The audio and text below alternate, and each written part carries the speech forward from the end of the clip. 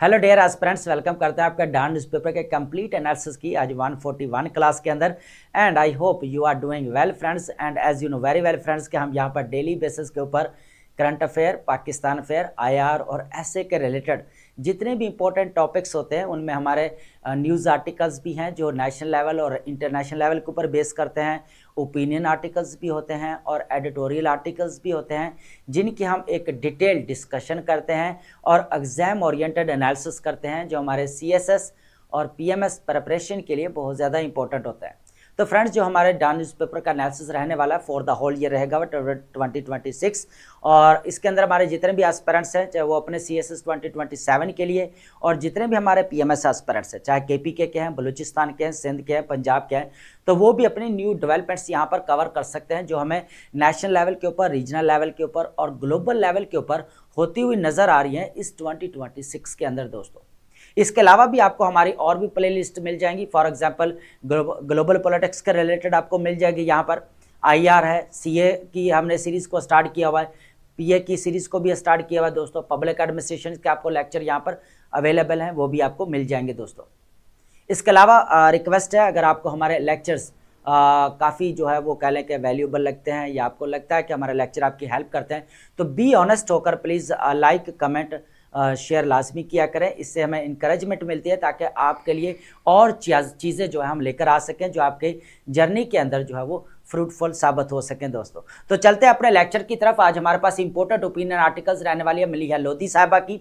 उसको डिस्कस करने से पहले एक इंपॉर्टेंट स्टेटमेंट है, आइंस्टाइन ने एक बार कहा था कि life is like riding a bicycle, to keep your balance and you must keep moving. दोस्तों, कहा यह जा रहा है कि जो आपकी ज़िंदगी है ना वो एक साइकिल की तरह है। अगर आप में से किसी ने साइकिल चलाया ना उसको पता होगा कि जब आप साइकिल चलाते हैं तो आप लड़खड़ाते भी हैं इधर उधर, लेकिन फिर भी आप क्या करते हैं, कंटिन्यू रखते हैं, साइकिल चलाते रहते हैं। तो ज़िंदगी भी वो कहता है इसी तरह ही है कि इसके अंदर आपको बहुत सारे डिफ़िकल्टीज़ का सामना करना पड़ेगा, प्रॉब्लम्स का सामना करना पड़ेगा, इश्यूज़ का सामना करना पड़ेगा, लेकिन आपको थक हार कर या लड़खड़ाते हुए गिर नहीं जाना या बैठ नहीं जाना, बल्कि क्या करना है, कंटिन्यू रखना अपनी लाइफ को। ठीक है दोस्तों। इस तरह एग्जाम्पल अगर लेते हैं, आप प्रिपरेशन कर रहे हैं सीएसएस एग्जाम की या पीएमएस एग्जाम की, अब हर एस्पिरेंट्स को अपने इश्यूज है, किसी को फाइनेंशियल इश्यूज हैं, किसी के रीडिंग का मसला है, किसी के राइटिंग का मसला है, किसी के मेमोरी का मसला है। अब ये हिंड्रेंस अगर देखकर आप रुक जाते हैं या लड़खड़ाते हैं तो फिर आप अपने गोल्स को अचीव नहीं कर पाएंगे। तो दोस्तों, अगर आपको यहाँ पर जो है ना वो कह लें लड़खड़ाते हुए भी अपना बैलेंस बनाते हुए, ठीक है, आपने इस जर्नी को कंटिन्यू रखना है दोस्तों। ठीक है, आई होप आपने अंडरस्टैंड किया होगा। आप चलते हैं हमारे ओपिनियन आर्टिकल्स की तरफ और उसके बाद हम साथ साथ जो है न्यूज़ आर्टिकल्स भी डिस्कस करते जाएंगे दोस्तों। लेकिन उससे पहले हमारे पास ओपिनियन आर्टिकल्स रहेगी मलिहा लोधी साहिबा की, आज हमारे पास बहुत इंपॉर्टेंट है। देखा जाए तो हमारे पास smoke and mirrors. Smoke and mirrors का मतलब होता है यहां पर धोखाधड़ी, हकीकत छुपाना। बात की जा रही है बोर्ड ऑफ पीस की, Trump board of peace and critical analysis आज इसका रहने वाला है हमारे पास। इसके ऊपर काफी जो हमें यहाँ पर क्वेश्चन मार्क देखने को मिल रहा है। हालांकि ऑलरेडी अगर देखा जाए तो हमने बोपी को लेकर बहुत सारे डिस्कशंस किए यहाँ पर। अगर जो हमारा डेली बेसिस के ऊपर लेक्चर ले रहा है ना उसको पता है। ठीक है, आज जो हमारे पास यहाँ पर मलिहा लोधी साहिबा के ओपिनियन आर्टिकल रहने वाले ये काफी इंपॉर्टेंट है। इसके अंदर कुछ न्यू चीजें यहाँ पर ऐड की है, एज ए क्वेश्चन मार्क जो लिए गए उस चीज को हम यहाँ पर देखने वाले हैं दोस्तों। ठीक है, फॉर एग्जाम्पल अगर देखा जाए तो उन्होंने कहा यहाँ पर फाइनेंशियल कमिटमेंट्स एंड उसके बाद अगर बात की जाए तो ऑपरेशनल रियलिटी क्या होगी। हमने हालांकि लास्ट टाइम ये जो 19 फेब को जो हमें नजर आती है वॉशिंगटन के अंदर बोपी की जो हमें मीटिंग नजर आती है उसके अंदर यहाँ पर फंड्स की बात की गई।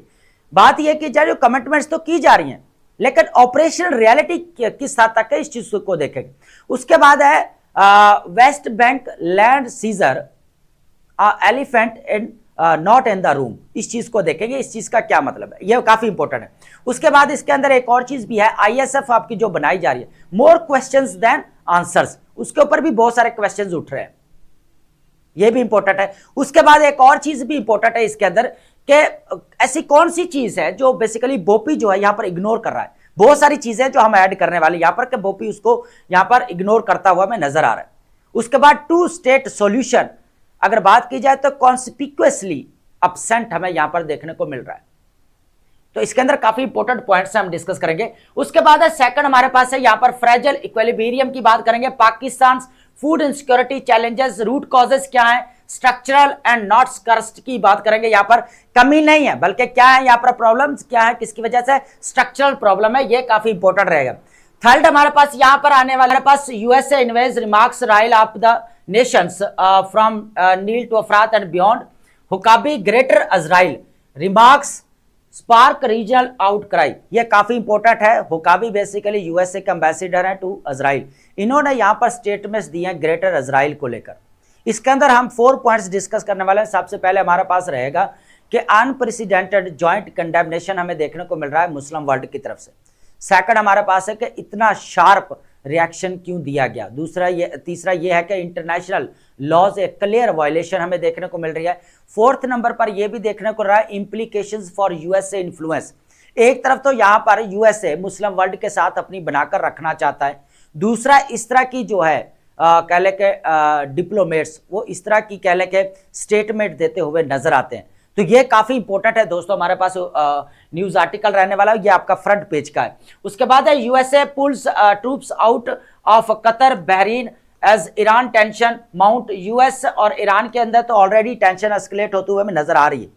जिनेवा के हमने यहाँ पर सेकंड राउंड डिस्कस किया था, अब उसका जो है यहाँ पर थर्ड राउंड हमें देखने को मिलेगा। लेकिन इसके अंदर इंपॉर्टेंट चीजें जो डिस्कस की, कतर के अंदर सबसे बड़ी जो यूएसए की एयर बेस है, और यहाँ पर हमें रिसेंटली कुछ अरब स्टेट्स की तरफ से स्टेटमेंट्स भी देखने को मिली थी कि भाई जो हम यहाँ पर यूएसए को अपनी टेरिटरी इस्तेमाल नहीं होने देंगे ईरान के अगेंस्ट। ठीक है, इसके अंदर कुछ न्यू चीजें ऐड की गई, इसको हम यहां पर डिस्कस करेंगे। और उसके बाद हमारे पास है वोकैब, और वोकैब की लिस्ट हम लाजमी डिस्कस करते हैं जो हमारे जो राइटिंग स्किल के लिए दोस्तों बहुत ज्यादा इंपॉर्टेंट है।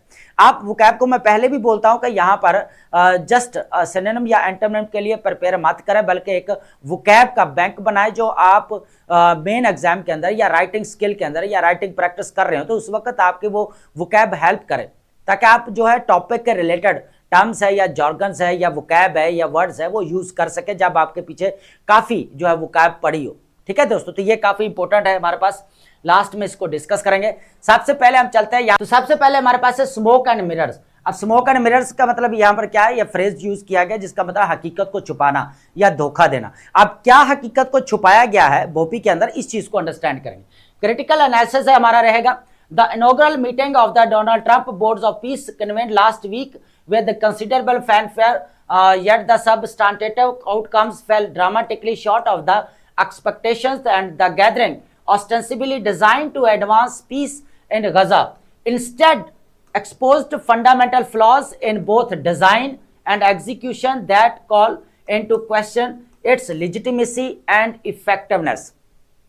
दोस्तों इसके अंदर हम ये देखने वाले हैं कि जो हकीकत छुपाई गई है या जो धोखा दिया जा रहा है पीस के नाम के ऊपर, जो गजा के अंदर इंश्योर करवाया जा रहा है, ऑलरेडी तो हमारी डिस्कशन चल चुकी है इसके ऊपर काफ़ी। ठीक है, लेकिन आज जो हम बात करने वाले हैं इसके अंदर जो बहुत सारी हमें एक्सपेक्टेशंस नज़र आनी चाहिए थी, जो गजा के अंदर जो पीस जो है वो कह लें कि प्रोसेस स्टार्ट किया गया अक्टूबर से। ठीक है, सीज फायर करवाएगी, अब ये आपका सेकंड फेज है। तो इसके अंदर क्या होता है कि जो हमें तौक़ुआत होनी चाहिए थी वो नज़र नहीं आती।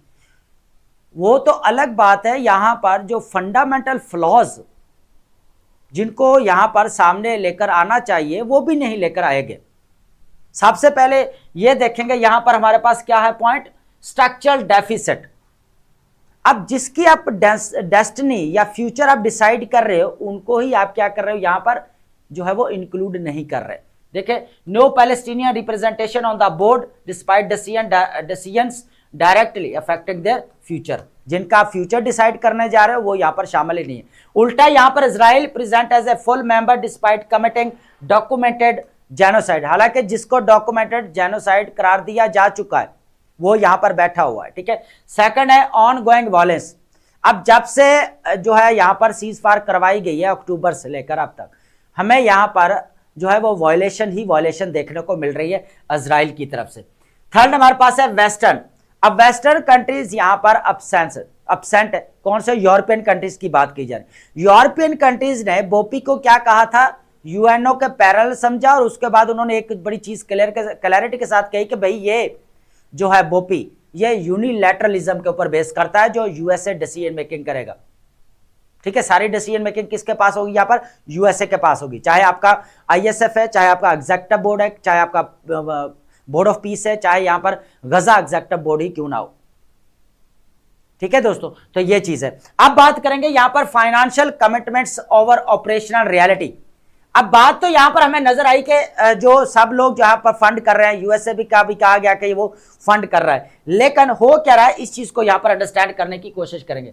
सबसे पहले अगर देखा जाए तो प्लस फंडिंग की यूनाइटेड स्टेट ने कितना कहा जी, मैं $10 बिलियन दूंगा, और 9 मुस्लिम स्टेट्स ने क्या है जी, हम कितना देंगे, यहां पर $7 बिलियन जमा करवाएंगे। ठीक है, तो टोटल कितना हुआ यहां पर जो है वो $17 बिलियन। लेकिन यहां पर क्रिटिकल गैप की बात करेंगे, no details provided on the spending allocation. सबसे पहला जो फाइनेंशियल कमिटमेंट्स तो की गई, लेकिन ऑपरेशन रिलेटेड क्या है सबसे पहले कि एलोकेशन कहां पे होनी है नहीं क्लियर किया गया, उसकी कोई डिटेल नहीं है। सेकंड है no timeline for fund disbursement, और उसके बाद यह भी नहीं पता कि ये फंड कब तकसीम किए जाएंगे, आगे इनकी अदायगी की जाएगी। उसके बाद है नो अकाउंटेबिलिटी मैकेनिज्म आउटलाइन, कोई भी मैकेनिज्म भी नजर यहां पर नहीं आया। ठीक है, जिस तरह एक होता है ना कि कोई आप एडमिनिस्ट्रेटिव सिस्टम बनाते हो, यहां पर चाहे वो इस चीज को यहां पर डील करे, तो वो भी हमें कह ले कि यहां पर नो अकाउंटेबिलिटी मैकेनिज्म आउटलाइन, वो भी नजर नहीं आए। उसके बाद है unclear how funds will reach Palestinian population, और ये भी नहीं पता कि ये जो पैलेस्टाइन के लोग हैं उन तक ये कैसे अदायगी होगी, कैसे पेमेंट्स यहां पर पहुंचेंगी, ये चीज है। सेकंड हमारे पास यहां पर आएगी इंटरनेशनल स्टेबलाइजेशन फोर्स की जो बात की जा रही है, ये काफी इंटरेस्टिंग है और इंपॉर्टेंट है। More questions than answer. President Trump announced formation of the 20,000 strong international stabilisation force. उसके अंदर सबसे पहला ट्रूप कंट्रीब्यूटर की बात की जाए तो कौन से नजर था? Indonesia, Morocco, Albania, Kosovo, Kazakhstan committed force. Egypt and Jordan क्या करेंगे? प्लस्ड ट्रेन पॉलिस। हालांकि ये टर्की क्या काम करेगा और भी बाकी कंट्री क्या काम करेंगे, ऑलरेडी हम इसके ऊपर डिस्कशन कर चुके हैं। डिप्लॉयमेंट प्लान की बात की जाए तो operations across the 5 sectors beginning with the Rafah. Rafah क्या बेसिकली यहाँ पर सिटी है पैलेस्टाइन का, जो हमें गजा स्टेप के पास नजर आता है। No timeline specified for full deployment. अभी कोई भी यहाँ पर फुल टाइमलाइन हमें देखने को नहीं मिल रही कि ये कब डिप्लॉयमेंट इसकी की जाएगी। उसके बाद अब मैंडेट वैक्यूम की बात की जाए तो no rules of engagement define, कोई भी अभी रूल हमें यहाँ पर जो है वो नजर नहीं आया एंगेजमेंट का। उसके बाद हमास क्या कर रहा है यहाँ पर? Disarmament role unspecified. अब हमास को डिसआर्मामेंट करना है, डिसआर्म करना है उसको, तो वो भी चीज क्लियर नहीं है, वो भी हमें यहाँ पर उसके अंदर एम्बिग्युइटी नजर आती है। Board monitoring responsibilities unclear, board की क्या रिस्पॉन्सिबिलिटीज होंगी वो भी अभी अनक्लियर है दोस्तों। ठीक है, अब बात करेंगे डीमिलिटराइजेशन डेडलॉक की बात करेंगे, ये इंपॉर्टेंट हमारे पास पॉइंट रहने वाला है दोस्तों। डीमिलिटराइजेशन डेडलॉक, अब निकोले मिलादनोव जो है यहाँ पर अपॉइंट किया गया है बेसिकली हाई रिप्रेजेंटेटिव, ठीक है, फॉर गजा। उन्होंने क्या कहा है कि जो वेपन डीकमिशनिंग के ऊपर काम हो चुका है, इसके ऊपर काफी जो है वो कंट्री एग्री हो चुके हैं। उनमें से अगर देखा जाए कतर है, इजिप्ट है और टर्की नजर आता है। लेकिन उन्होंने एक और बात भी किया कि implementation details still requires negotiations with factions on the ground. लेकिन अभी भी जो यहाँ पर धड़े हैं, जो ग्रो हैं, उनके साथ जो है अभी डिस्कशंस बाकी है इसको इंप्लीमेंटेशन करने के लिए।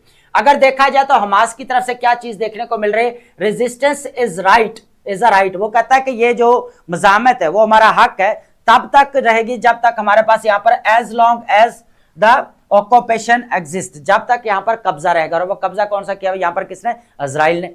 अब नेक्स्ट पॉइंट हमारे पास यहाँ पर आने वाला है, काफी इंपॉर्टेंट है दोस्तों। इजरायली पोजीशन क्या है, इस चीज को यहाँ पर देखेंगे। ठीक है, अब देखा जाए तो फर्स्ट पॉइंट हमारे पास क्या आता है कि 60 डेज का अल्टीमेटम दिया गया हमास को कि आपने आपको डिसआर्म कर दे यहाँ पर।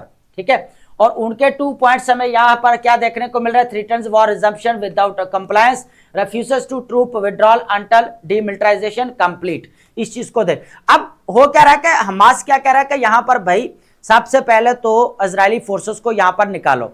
उसका काम नहीं है कि हमें जो है वो डिसआर्म करना, उसका काम है जो है बॉर्डर को मॉनिटर करना, बेसिकली ये कहा जा रहा है। अब हमास का स्टांस यही है कि will not disarm whilst occupation continue, ठीक है। लेकिन इंटरनेशनल स्टेबलाइजेशन फोर्स का क्या काम है, बॉर्डर बफर। अब बॉर्डर बफर का मतलब है कि दोनों तरफ से काम करे बॉर्डर के ऊपर, जो मॉनिटर करे बेसिकली बॉर्डर को, यहाँ पर जो सीज फायर करवाई गई है उसको भी, ताकि फौजों को यहाँ पर जो निकाला जाए, इजरायली फौजों को यहाँ से निकाला जाए जो पैलेस्टाइन के अंदर है। Rejects interference in the internal affairs, और ये भी कहा है कि इंटरनल अफेयर्स के अंदर जो है वो मुदाखलत को भी इन्होंने रिजेक्ट कर दिया। तो स्टालमेट रिजल्ट्स की बात करेंगे, no progress towards phase 2 implementation. तो यहाँ पर जो है वो फेज 2 की इंप्लीमेंटेशन होते हुए हमें नजर नहीं आ रही, ठीक है। इसके अंदर क्या है कि Israeli forces remain in Gaza indefinitely, Palestinians casualties mount daily, ठीक है। अभी तक जो है यहाँ पर इजरायली फोर्सेस मौजूद हैं, यहाँ पर डेली बेसिस के ऊपर जो है वो ह्यूमैनिटेरियन वायलेशन होते हुए नजर आ रही है, ठीक है दोस्तों। तो अब ये डीमिलिटराइजेशन डेडलॉक, ये भी एक जो हमें देखने को इधर मिल रहा है कि अभी तक तो जो हमें नजर आना चाहिए ना, बोपी से जो एक्सपेक्टेशंस होनी चाहिए वो नजर नहीं है, ठीक है। इसके अंदर जो फंडामेंटल फ्लॉज थे जिनको यहाँ पर सामने लाना था वो तो लेकर इजराइल आपका ऑलरेडी पैलेस्टाइन के अंदर बैठा हुआ है, वो निकल ही नहीं रहा, ठीक है, ये चीज है। उसके बाद है नेक्स्ट हमारे पास वेस्ट बैंक लैंड सीजर की बात करेंगे, ठीक है। अब ये इंपॉर्टेंट पॉइंट है क्योंकि ये हम लास्ट टाइम भी डिस्कस कर चुके हैं। इसके अंदर यूएनओ का चार्टर हमने डिस्कस किया, फोर्थ जिनेवा कन्वेंशन 1949 हमने इसके अंदर डिस्कस किया। उसके अंदर जेनोसाइड एक्ट 1948 वो भी हमने डिस्कस किया कि जो है कोई भी कंट्री या स्टेट जो है दूसरी टेरिटरी के ऊपर जो है वो फोर्सफुली कंट्रोल हासिल नहीं कर सकता। अगर कर लेता है तो वहां पर कुछ रूल्स एंड रेगुलेशंस है, लेकिन उसका टाइटल यहाँ पर चेंज नहीं कर सकता या डेमोग्राफी उसकी चेंज नहीं कर सकता, लैंड रजिस्ट्रेशन जो है स्टार्ट नहीं कर सकता। लेकिन यहाँ पर हमें ये चीजें होते हुए नजर आ रही है वेस्ट बैंक के अंदर, जहां पर इजराइल ने यह काम शुरू किया हुआ। अब वेस्ट बैंक लैंड सीजर की बात की जाए, the elephant not in the room, क्या मतलब है इसका फ्रेज का, बड़ा इंटरेस्टिंग। वो कहा जा रहा है कि हाथी रूम के अंदर है लेकिन नजर किसी को नहीं आ रहा। अब देखना यह है, देखो मीटिंग के अंदर क्या हुआ, इजराइल टेबल के ऊपर बैठा हुआ, पार्टिसिपेट किया हुआ, जो सबसे बड़ा डॉक्यूमेंटेड जेनोसाइड नजर आता है, लेकिन वो बैठा हुआ किसी को नजर नहीं आ रहा, है ना। सबसे ज्यादा ह्यूमैनिटेरियन वायलेशन वो करने वाला, लेकिन वो बैठा हुआ है, लेकिन किसी को नजर नहीं आ रहा। क्यों? बैकअप किसका है यहां पर, यूएसए का, ठीक है। तो ये चीज बेसिकली कहा है। Just ahead of the board meeting Israel announced plans to convert vast areas, ठीक है, of the occupied West Bank into the state property, ठीक है। अब ये चीज डिस्कस नहीं की गई, है ना, कि जो सामने है एलिफेंट इतना बड़ा हाथी है और वो दिखाई किसी को नहीं दे रहा, और वही काम है ये कर रहा है इजराइल यहां पर वेस्ट बैंक के अंदर प्रॉपर्टी यहां पर जो है वो कैप्चर कर रहा है, लेकिन इसको कोई पूछने वाला नहीं है, वो बात तो कर ही नहीं रहा। यहां पर यूएसए ने इसके ऊपर कोई बात नहीं की, ना कमिटमेंट्स किए कुछ भी, ठीक है। उसके बाद है illegal land seizure announce large West Bank areas claimed as Israel state property. Second global condemnations की बात की जाए तो 85 मेंबर्स स्टेट्स रिजेक्ट इनेक्सेशन। उसके बाद सेक्रेटरी जनरल जो हमें नजर आते हैं अंतोनियो गुतेरेस, उन्होंने कहा है कि अनलॉफुल एक्ट है ये बेसिकली इजराइल का जो वेस्ट बैंक के ऊपर यहाँ पर जमीन को कब्जा कर रहा है, जमीन के ऊपर। यूएसए साइलेंस है, बिल्कुल कुछ भी नहीं बोल रहा है यहाँ पर, है ना। तो ये वही बात है ना कि the elephant not in the room, कि हाथी कमरे में नहीं है, बैठा हुआ भी है, नजर किसी को नहीं आ रहा। टू स्टेट सॉल्यूशन बरीड अगर देखा जाए तो any chance of the Palestinian state order effectively eliminated, और इससे हमें क्या नजर आएगा, यहाँ पर क्या स्टेट ऑर्डर नजर आएगी या सेल्फ डिटर्मिनेशन देखने को नहीं मिल रही, ये भी चीज है यहाँ पर दोस्तों, ठीक है। अब बात करेंगे कि व्हाट द बोर्ड इग्नोर, क्या चीज है जो बोर्ड ने यहाँ पर इग्नोर किया, ये भी इंपॉर्टेंट है। सबसे पहले अगर देखा जाए वेस्ट बैंक रियलिटी चेक करें, intensified military assault for months. अब अक्टूबर के अंदर यहाँ पर सीज फायर हुई है, लेकिन अभी तक वहां पर वायलेशंस चल रही है, अभी भी लोगों को मारा जा रहा है वहां पर, ठीक है। अब यहाँ पर देखा जाए सिस्टमैटिक एथनिक क्लीनेंस ऑपरेशंस, अभी तक जो है नस्ली सफाई की जा रही है यहाँ पर, ठीक है। वेस्ट बैंक के अंदर कौन कर रहा है, इजराइल कर रहा है। उसके बाद escalating settler violence with state backing, ठीक है। अभी क्या कर रहा है वहां पर, पूरा जो है वायलेशन तो हमें देखने को मिल रहा है ऑलरेडी। अगर देखा जाए तो 600 यहाँ पर लोग मारे जा चुके हैं, ठीक है। और वहां पर क्या कर रहा है, लैंड सीजर का भी काम कर रहा है साथ साथ, और ये चीजें यहाँ पर ऐड नहीं की गई जो करनी चाहिए थी, ठीक है। उसके बाद है टाइटनिंग इजरायली ग्रिप थ्रू रेप्रेशन, और दबाव के जरिए जो है और ज्यादा इजराइल की यहाँ पर ग्रिप जो है टाइट होती जा रही है। लेकिन ये चारों चीजें यहाँ पर जो है वो नजर ही नहीं आती जो वेस्ट बैंक के अंदर चल रही है। ठीक है, एक तरफ वो अपनी सेटलमेंट्स को बढ़ा रहा है, यहाँ पर एक्सपेंशन कर रहा है। ठीक है, लैंड सीजिंग हमें देखने को मिल रही है यहाँ पर। ठीक है, वायलेशंस देखने को मिल रही है, लेकिन यहाँ पर इसके ऊपर कोई भी बात नहीं कर रहा। ठीक है, उसके बाद है Gaza ceasefire violations, over 600 Palestinians मारे जा चुके हैं अक्टूबर से लेकर। Daily Israeli strikes claiming lives, Trump declares war over despite reality, board unable to compel Israeli compliance. ठीक है, अब यहाँ पर बोर्ड ने कोई बात नहीं की। ये वो है जो फंडामेंटल फ्लॉज है जो यहाँ पर किसी को नजर नहीं आए, वो डिस्कस ही नहीं किए गए। तो आप बताएं ये स्मोक एंड मिरर्स है या नहीं, धोखाधड़ी वाला काम। ठीक है, नेक्स्ट हमारे पास रहने वाला है टू स्टेट सॉल्यूशन की बात करेंगे जो नजर नहीं आता हमें यहाँ पर। ठीक है, कॉन्स्पिक्युअसली अपसेंट के बाद the Trump's speech made no mention of the eventual Palestinian state up unsurprising given his lack of the commitment to this internationally recognized goal, whilst several Muslim countries called for Palestinian statehood during the meeting. Their voices carry little weight given Trump decisive authority within the board structure. बहुत सारे लोगों ने, बहुत सारे states ने यहाँ पर statehood की बात की, सेल्फ डिटर्मिनेशन की बात की, लेकिन जो बंदा ऊपर बैठा हुआ था उसके पास सबसे ज्यादा इख्तियारात थे। उसने, उसका जो डिसीजन था, जो उसका फैसला था, उसने सबकी आवाजों को यहाँ पर दबा दिया। ठीक है, अब इसके अंदर अगर देखा जाए यहाँ पर तो गजा ओनली फोकस क्या, पीस एफर्ट्स एक्सक्लूड क्या वेस्ट बैंक को पूरा यहाँ पर निकाल कर बाहर फेंक दिया। जो पूरा क्या कर रहा है यहाँ पर, लैंड रजिस्ट्रेशन चल रही है, डेमोग्राफी चेंज की जा रही है, जो क्या है किसके रूल्स के अगेंस्ट है, प्रिंसिपल्स के यहाँ पर देखने को मिल रहा है, हमें यूएनओ के चार्टर के अगेंस्ट है। 4 जिनेवा कन्वेंशन नजर आती है 1949 के अंदर, उसके अगेंस्ट है। ठीक है, उसके बाद हमें जेनोसाइड 1948 का नजर आता है एक्ट, उसके भी अगेंस्ट है। ठीक है, ये चीज भी है। No unified Palestinian state possible, कोई भी हमें जो है वो पैलेस्टीन स्टेट कैसे नजर आएगी जब आप यहाँ पर वेस्ट बैंक ऑलरेडी जो है आपके हाथ से जा रहा है। ठीक है, उसके ऊपर कंट्रोल कर रहा है वो, तो फिर चीज रह के आगे पीछे। लेजिटिमेसी क्राइसिस की बात की जब, one sided process favouring Israel. ठीक है, Palestinians denied voice in the future, Muslim state rhetoric की calls for Palestinian state remains symbolic, no mechanism to influence Trump's decision, और ऐसा कोई मैकेनिज्म नजर नहीं आया, मैकेनिज्म मुस्लिम स्टेट्स की तरफ जो यहाँ पर जो है यूएसए को थोड़ा सा फोर्स कर सके। ठीक है, ये सारी चीजें। The board of failures to address ongoing Israel violations, अभी तक जो है इजराइली जो है यहाँ पर वायलेशंस हमें देखने को मिल रही है। सारा जो अभी मामला है ना वो वेस्ट बैंक के अंदर जो लैंड रजिस्ट्रेशन या लैंड सीजर वाला मामला चल रहा है, और उसी को सामने नहीं रखा गया। फाइनेंशियल कमिटमेंट्स की गई लेकिन उसकी ऑपरेशन रियलिटी नजर नहीं आई। आईएसएफ बनाया गया। ठीक है, आईएसएफ के अंदर अब डीमिलिटराइजेशन जो डेडलॉक हमें देखने को मिला कि सबसे पहले किसको किया जाएगा, कहाँ पर स्टार्ट होगा। अब इजरायली फोर्सेस ऑलरेडी हमें पैलेस्टाइन के अंदर नजर आ रही हैं। ठीक है, तो हमास कह रहा है कि भाई इनको पहले निकालो। तो ये चीजें हमें यहाँ पर देखने को मिल रही है।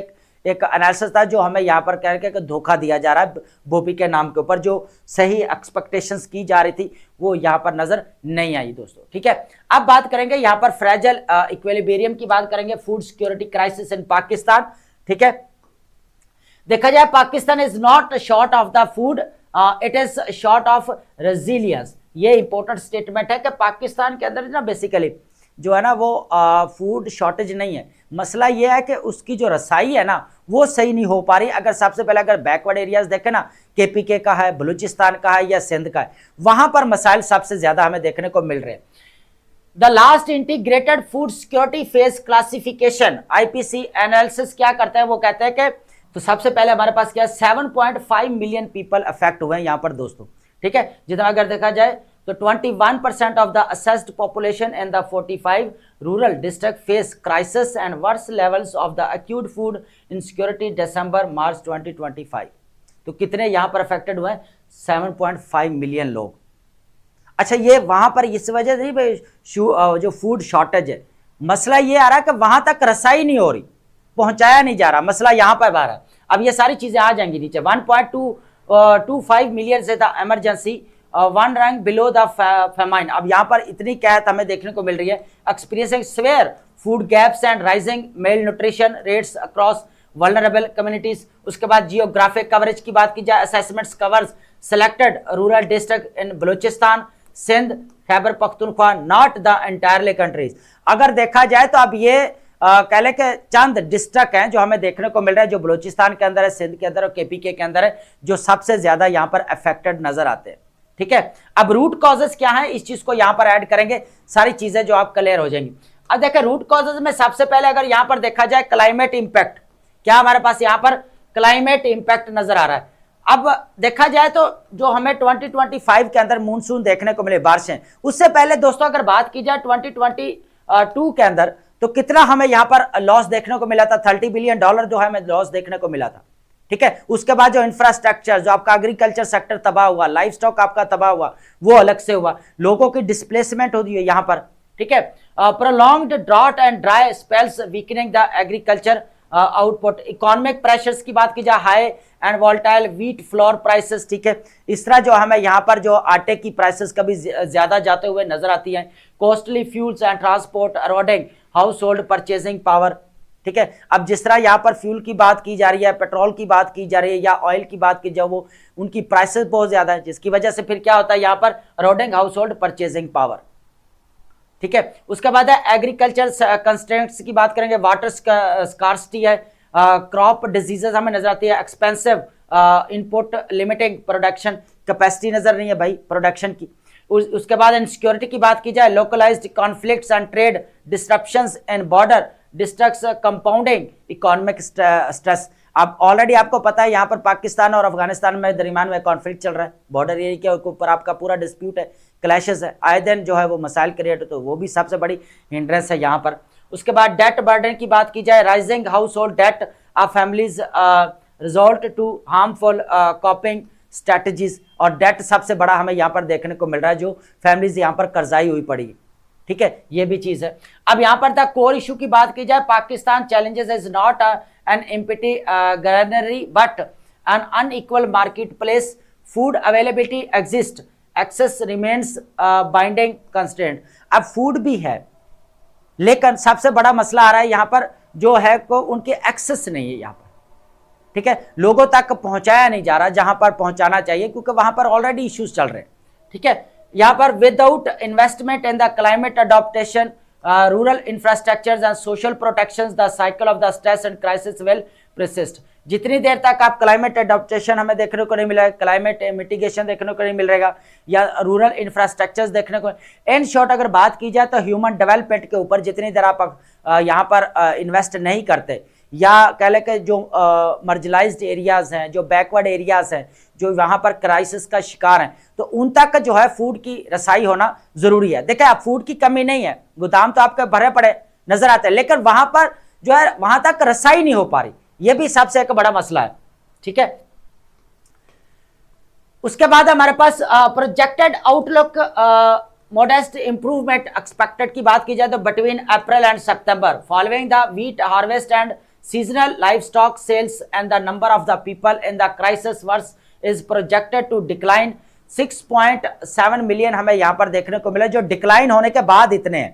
ठीक है, उसके बाद whilst this represent the slight improvement, it does not the constitute a fundamental turn around. The nation remains trapped between stress and crisis, never escaping fragility. उसके बाद क्रिटिकल कॉन्टेक्स्ट की बात की जाए, comparisons with the previous assessment are the complicated by reduce geographic scope from 68 district last year to 45 currently. Proportionally देखा जाए तो severity levels remains broadly unchanged and formal provincial endorsement is still pending. तो ये अब उनमें से अगर देखा जाए तो करंट लास्ट ईयर कितने थे यहाँ पर 68 को यहाँ पर जो है वो सामना था क्राइसिस का, और अब कितने यहाँ पर बताए कुछ इंप्रूवमेंट हुई है जो हमें देखने को मिल रहा है 45। ठीक है, तो अब सबसे बड़ा जो मसला आ रहा है ना यहाँ पर, जो फूड तो आपकी अवेलेबल है, फूड आपका अवेलेबल, लेकिन मसला यहाँ पर आ रहा है कि रसाई नहीं हो पा रही। ठीक है, इस वजह से लोग जो है यहाँ पर फूड कह लें इनसिक्योरिटी का यहाँ पर शिकार है दोस्तों। ठीक है, अब बात करेंगे नेक्स्ट हमारे पास आने वाला है हुकाबी की, जो हमें यहाँ पर स्टेटमेंट्स देखने को मिलती हैं जो ग्रेटर इजराइल की यहाँ पर बात की जा रही है। ठीक है, अब सबसे पहले अगर देखा जाए कैजुअल कमेंट बाय जो हमें नजर आ रहा है यहाँ पर US ambassador to Israel Mike Huckabee suggesting it would be a fine if they took it all Arab lands. ठीक है, अब यह कहा जा रहा है कि यह ठीक होगा कि अगर इजराइल जितने भी अरब कंट्रीज है उनके ऊपर कंट्रोल हासिल कर ले। ठीक है, और ये बड़ी एक स्टेटमेंट हमें देखने को मिल रही है। इंटेंडेड एज द थियोलॉजिकल जो है रिमार्क, चाहे इसको कहा गया कि थियोलॉजिकल है, हालांकि इसको बाद में हुकाबी जस्टिफाई करने की भी कोशिश करते रहे, was widely interpreted across the Arab capitals and the Muslims world as an endorsement of the greater Israel vision. और यहां पर जितने मुस्लिम स्टेट्स है, आज तक वही आप देख ले, पॉडकास्ट सुनकर देखें, ग्रेटर इजराइल की बात की जा रही, जितना उसने सोमालीलैंड को यहां पर रिकॉग्नाइज किया, जिस तरह यहां पर पैलेस्टाइन के ऊपर कंट्रोल हासिल कर रहा है। ठीक है, अनप्रेसिडेंटेड जॉइंट कंडेमिनेशन की बात की जाए, the remarks triggered a rare an unified response. 14 government हमें देखने को मिलती है, Pakistan, Egypt, Jordan, Saudi Arabia, joint forces with हमें organisation of the Islamic corporation हमें देखने को, OIC, league of Arab states and Gulf corporation councils to issue powerful joint statement हमें देखने को मिले कि strong condemnation and profound concerns, categorically rejection of the such a dangerous and inflammatory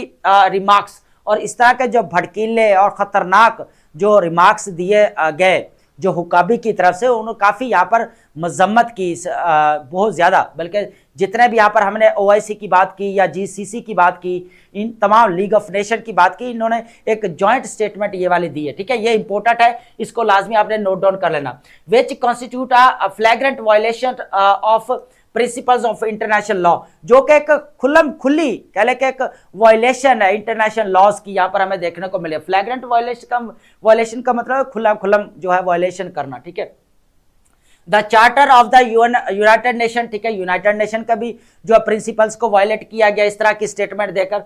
pose a grave threat to the security, और इस तरह के जो डेंजरस हमें या इन्फ्लेमेटरी स्टेटमेंट्स क्या कर सकती है, यहाँ पर सिक्योरिटी के लिए एक बहुत बड़ा चैलेंज है, threat, stability of the region के अंदर दोस्तों। ठीक है, रीजन के अंदर इस तरह की अगर स्टेटमेंट्स दी जाएंगी तो ये तो एक बहुत बड़ा चैलेंज या एक बहुत बड़ा इशू यहाँ पर क्रिएट कर सकते हो। तो ये एक जॉइंट स्टेटमेंट हमें देखने को मिलती है जो यहाँ पर GCC, OIC और अरब लीग ने यहाँ पर दी है, किसके रिस्पॉन्स में, बेसिकली जो हुकाबी ने ऊपर बात की कि सारा कंट्रोल जो है वो इजराइल ले ले अरब के ऊपर, फिर ठीक होगा।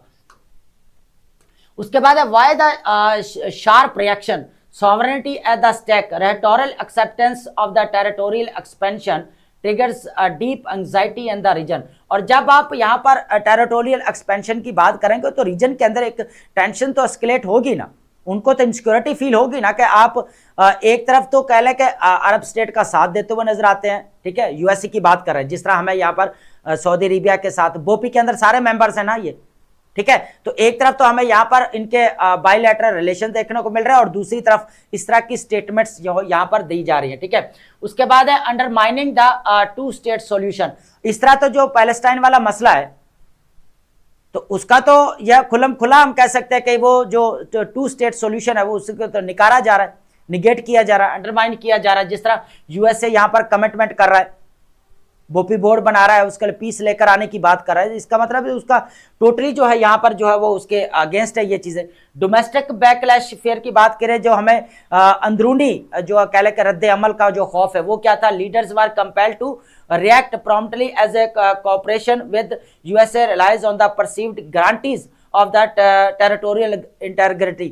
अब इंटेग्रिटी एक तरफ तो जो है USA जो है वो इलाकाई जो है सालमियत के ऊपर फोकस करता है, उनकी मदद कर रहा है, गारंटी दे रहा है, और दूसरी तरफ जो है यहाँ पर इस तरह की स्टेटमेंट दी जा रही है। सेकंड डेंजरस प्रेसिडेंट की बात की जा रही है, and ambassadors word are read as strategic signals. ठीक है, अब एम्बेसडर जो इस तरह के वर्डिंग यूज कर रहा है तो वो बहुत ज्यादा इंपॉर्टेंट है, उसके ऊपर रिएक्शन जो है इस तरह मिलना चाहिए। ठीक है, ये चीज भी तो है ना, लेकिन ये these remarks were seen a blessing aggressive actions, और इस तरह के जो रिमार्क्स अगर दिए जा रहे हैं वो तो एक जारहाना एक्शन को जो उकसाने की तरफ भी लेकर जा सकते हैं। ये तो बड़ा यहाँ पर violating international law and UN charter principles को खुल्लम खुला जो है यहाँ पर वायलेट किया जा रहा है। दोस्तों देखो दोस्तों हो क्या रहा है, एक तरफ तो जो यहाँ पर अभी मैंने पहले बताया कि वो क्या कर रहा है कि सपोर्ट कर रहा है, दूसरी तरफ जो है इस तरह के जो है वहां पर हमें एम्बेसडर के जो है रिमार्क्स देखने को मिल रहे हैं। इंटरनेशनल लॉ यहां पर देखने को मिल रहा है, वो क्या कर रहे हैं, ये काफी इंपॉर्टेंट दोस्तों है हमारे पास।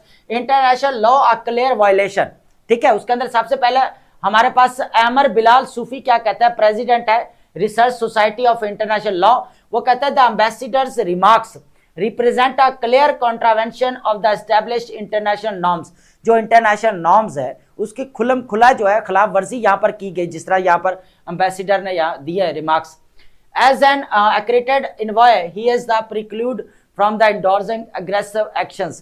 इस तरह के जो एक्शंस की जो है वो तायद नहीं की जा सकती, जो इस तरह की जो बातें की जा रही हैं जो एम्बेसडर ने की है यहाँ पर ग्रेटर इजराइल की और तमाम अरब्स के ऊपर जो वो इजराइल का यहाँ पर कंट्रोल आ जाए, ठीक है। Implications for US influence eroding trust, तो अरोडिंग ट्रस्ट यहाँ पर ट्रस्ट तो फिर टूटेगा ही ना। वो क्या रहा है, the incident undermines the carefully maintained believes that Washington despite its pro Israel tilt values regional stability. No doubt यहाँ पर अगर देखा जाए ना तो यूएसए चाहे इजराइल की तरफ टिल्ट है लेकिन फिर भी वो रीजनल स्टेबिलिटी चाहता है। लेकिन अगर इस तरह का एम्बेसडर उठकर स्टेटमेंट्स देंगे तो फिर तो ट्रस्ट यहाँ पर जो है वो डेफिसिट का जो हमें सामना देखना पड़ सकता है। रेड्यूस्ड कॉपरेशन है, Arab governments may face higher political cost for cooperating with Washington. अब जिस तरह यहाँ पर अरब स्टेट्स के यूएसए के साथ रिलेशन देखने को, उनको तो हाई प्राइसेस यहाँ पर पे करनी पड़ सकती है, ठीक है। तो leading to hesitation, reduced diplomatic flexibility and openness to other power like China and Russia. तो ये भी इंप्लीकेशन तो है। इस तरह का अगर ट्रस्ट यहाँ पर बिल्ड नहीं होता तो भाई ये अरब स्टेट्स अपने दूसरी तरफ रुख करेंगी, चाइना या रशिया की तरफ, ये भी तो इंप्लीकेशन है ना। फिर हमें यहाँ पर डिप्लोमेटिक बाइंड की बात की जाए तो एक ही चीज नजर आता है, हुकाबी को यहाँ पर बेसिकली रिमूव किया जाए, ज्यादा से ज्यादा यही बात हो सकती है। तो एक आप देखें इतनी बड़ी स्टेटमेंट दे देना के जो है वो इजराइल को जो है वो कंट्रोल कर लेना चाहिए जितनी भी अरब स्टेट्स हैं उनके ऊपर। तो बाद में उन्होंने जो इसका सहारा लिया बेसिकली बोला ये कि वो दरियाए नील से लेकर वो क्या करे दरियाए अफरात तक किसका कंट्रोल हो, यहाँ पर सारा इजराइल का जो, और इसी स्टेटमेंट के ऊपर यहाँ पर हमें ये सारी जो है वो डिबेट होते हुए नजर आई। उसके बाद हमारे पास USA pulls troops out of the Qatar and Bahrain Iran to tension mount.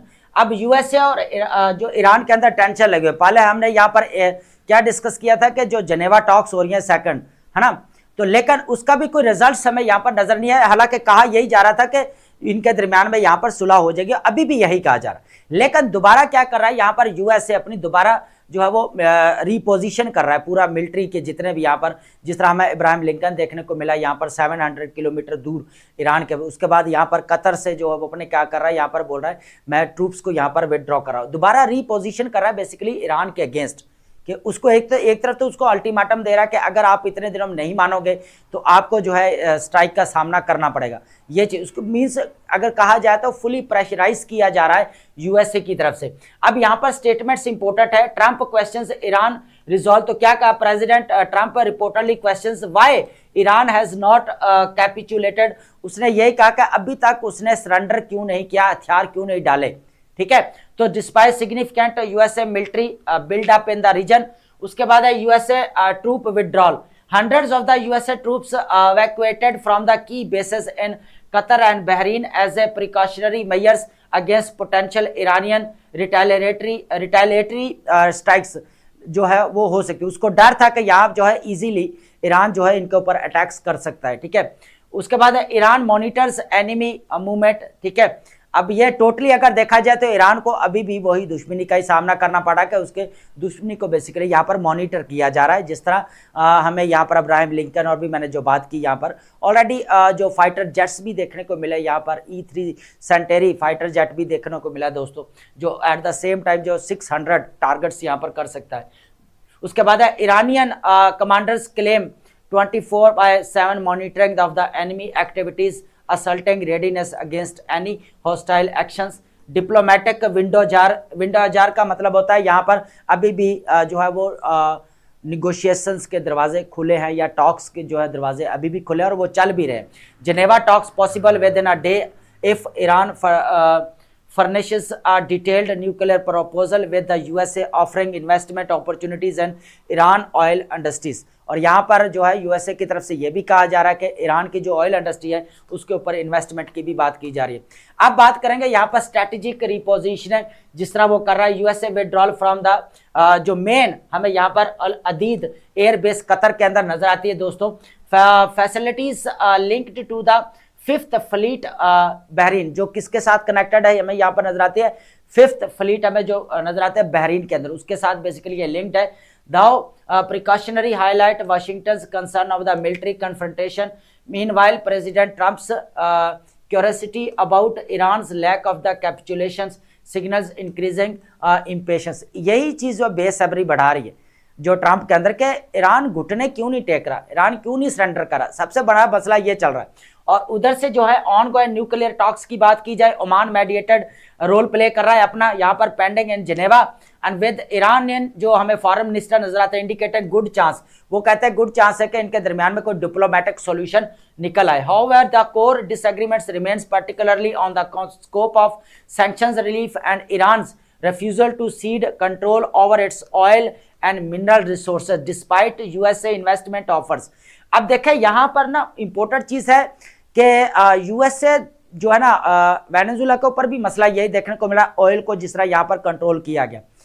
दूसरा यहाँ पर क्रिटिकल मिनरल्स का, अब दुनिया के अंदर ना फ्यूचर तो क्रिटिकल मिनरल्स का देखने को मिल ही रहा है, देखने को हमें मिल ही रहा है। जिस तरह चाइना अपना इन्फ्लुएंस बढ़ा रहा है, ग्लोबल सप्लाई चेन के अंदर सबसे ज्यादा इन्फ्लुएंस है, तो यूएसए बेसिकली क्या कर रहा है, एक तरफ तो क्रिटिकल मिनरल्स के ऊपर भी हमें देखने को मिल रहा है, ऑयल के ऊपर कंट्रोल करना चाहता है, और उसके साथ साथ जो है जो रिलीफ या सैंक्शंस देने चाहिए वो भी नजर नहीं आते। तो इस वजह से यहाँ पर कहा जा रहा है कि जो ईरानियन है वो यही कह रहा है कि भाई यहाँ पर म्यूचुअल बेनिफिट्स होना चाहिए, दोनों को होना चाहिए यहाँ पर, ठीक है। और हम यहाँ पर जीरो कह लें कि अगर 0.0 कंप्रोमाइज करेंगे कि न्यूक्लियर जो आप बात कर रहे हैं कि 0% इसकी जो है वो यहाँ पर इंक्रीजिंग नहीं होगा, बिल्कुल भी नहीं होगा, तो वो हम नहीं मानेंगे, ठीक है। ये चीज बेसिकली यूएसए की तरफ से, ये ईरान की तरफ से हमें डिमांड्स देखने को मिल रही हैं दोस्तों।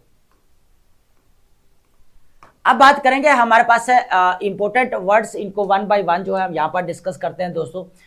पहले हमारे पास वर्ड क्या रहने वाला है, एक्सप्रोप्रिएशन। एक्सप्रोप्रिएशन का मतलब होता है टेकन प्रॉपर्टी बाय अथॉरिटी, सरकारी तौर पर क्या करना, किसी की जमीन को जो है अपने कब्जे में ले लेना, जिस तरह इजराइल कर रहा है वेस्ट बैंक के अंदर, ठीक है। कॉन्फिस्केशन और सीजर, हालांकि वो सरकारी तौर पर छीन रहा है लेकिन वैसे वो इलीगल है, ठीक है, वायलेशन भी कर रहा है। कन्वीन्ड का मतलब होता है ऑफिशियली गैदर और असम्बल, ठीक है, जो बाज़ाब्ता तौर पर एक जगह पर इकट्ठे होना, ठीक है, असम्बल्ड या समन, जिस तरह अभी 19 फेब को जो है बोपी का अजलास होता है, एक जगह पर इकट्ठे होते हैं लोग। रैम्बलिंग का मतलब होता है लॉन्ग ऑन एंड अनफोकस्ड, तवील अरसे वाला, जिसका अंदाज़ा भी ना लगाया जा सके कितने अरसे तक, ठीक है। वांडरिंग या इनकोरेंट कह सकते हैं आप यहाँ पर। शोमैनशिप का मतलब होता है स्किल्स और अट्रैक्टिंग अटेंशन, ठीक है, दिखावे का, ऐसे दिखावा करना कि दूसरों को अपनी तरफ मतवज्जो किया जा सके। थेट्रिक्स आप कह सकते हैं या डिस्प्ले कह सकते हैं। टर्नकेटेड का मतलब होता है शॉर्टेंड बाय कटिंग ऑफ, काट कर छोटा कर देना, ठीक है, उसको शॉर्टेंड या एब्रिज्ड आप कह सकते हैं। डेन्यूड का मतलब होता है स्टिप और मेक बेयर, और यहाँ करना या उसको क्या करना, खाली कर देना, ठीक है, स्टेप या बेयर। इंडोर्समेंट का मतलब होता है यहाँ पर पब्लिक अप्रूवल या सपोर्ट, ये हमायत आप कह सकते हैं बेसिकली यहाँ पर इसको, अप्रूवल या बैकेंड। फ्लैग्रेंट का मतलब होता है ऑब्वियसली ऑफेंसिव, खुल्लम खुला जो है यहाँ पर गुस्ताखी करना, आप ये भी कह सकते हैं। ब्लैंटेड या ग्लेरिंग। टच स्टोन का मतलब होता है स्टैंडर्ड फॉर जजिंग, ठीक है, जज करने के जो म्यार होते हैं उसको बोला जाता है, ठीक है, जांचने के म्यार आप कह सकते हैं। बेंचमार्क या क्राइटेरियन। उसके बाद हमारे पास क्या है, म्यूजिंग। म्यूजिंग का मतलब क्या है, थॉटफुल रिफ्लेक्शन, गौर फिक्र, ठीक है, आप ये भी कह सकते हैं। रिफ्लेक्शन या कंटेम्पलेशन आएगा हमारे पास, गौर फिक्र करना। उसके बाद हमारे पास है पर कॉन्ट्रावेंशन। कॉन्ट्रावेंशन क्या है, वायलेशन ऑफ द रूल, असूलों की खिलाफ वर्जी वाले करने वाले, जिस तरह इजराइल कर रहा है यहाँ पर, ह्यूमन चार्टर का यहाँ पर जो यूएनओ का चार्टर है उसकी वायलेशन कर रहा है यहाँ पर, ठीक है, वायलेशन या ब्रीच कह सकते हैं। रिगल का मतलब होता है ट्विस्ट और मूव विद डिफिकल्टी, बड़ी मुश्किल से या बल खाते हुए आगे मूव करना, आगे चलना, स्क्वेम या ट्विस्ट कह सकते हैं। एक्रेटेड का मतलब होता है ऑफिशियली रिकॉग्नाइज, जिसको बाज़ाब्ता तौर पर तस्लीम शुदा आप कह सकते हैं यहाँ पर, सर्टिफाइड या अथॉराइज्ड, ठीक है। कैपिचुलेटेड का मतलब होता है स्टैंडर्ड, हथियार डाल देना, ठीक है, स्टैंडर्ड या यील्डेड आप कह सकते हैं। कंटीजेंसी का मतलब होता है पॉसिबल फ्यूचर इवेंट, मुमकिन सूरत हाल आप कह सकते हैं इसको, ठीक है, पॉसिबिलिटी या इवेंचुअलिटी आप इसको कह सकते हैं। तो आई होप आपने लेक्चर अंडरस्टैंड किया होगा and thank you so much.